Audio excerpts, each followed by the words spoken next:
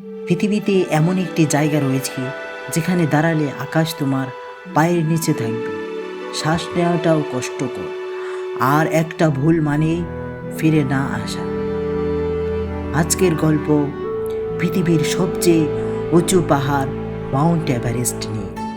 এই পাহাড়টা শুধু পাথর আর বরফের নয়, এই পাহাড় গড়া হয়েছে মানুষের স্বপ্ন, ভয় আর অগণিত না ফেরা মানুষের গল্প দিয়ে।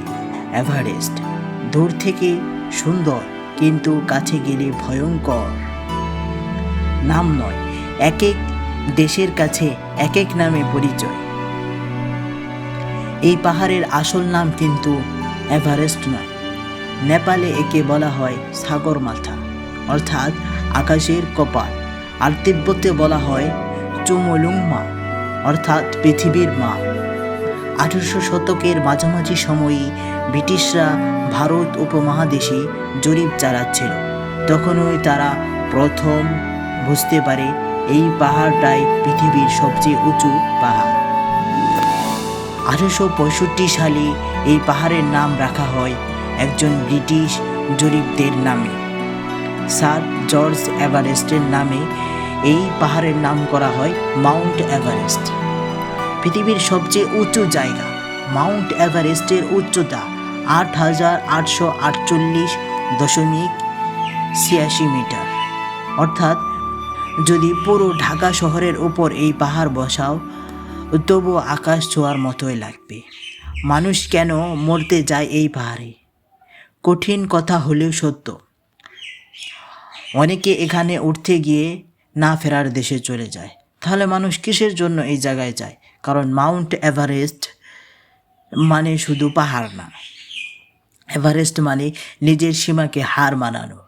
প্রথম জয় 1953 সাল নিউজিল্যান্ডের এডমন্ড হিলারি আর নেপালের শেরপা তেনজিং নেরগে প্রথম মানুষ হিসেবে এভারেস্টের চূড়ায় দাঁড়ান।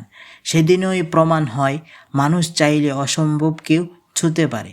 ডেথ জোন, মৃত্যুর এলাকা। 8000 মিটারের উপরে এক জায়গা আছে, ওটাকে বলা হয় ডেথ জোন, যেখানে বাতাসে অক্সিজেন এত কম মানুষের শরীর ধীরে ধীরে মরতে শুরু করে, ঘুমালেই মৃত্যু হতে পারে। এই কারণেই এভারেস্টে ওঠা মানে প্রতিটা মুহূর্তে মৃত্যুর সঙ্গে চুক্তি।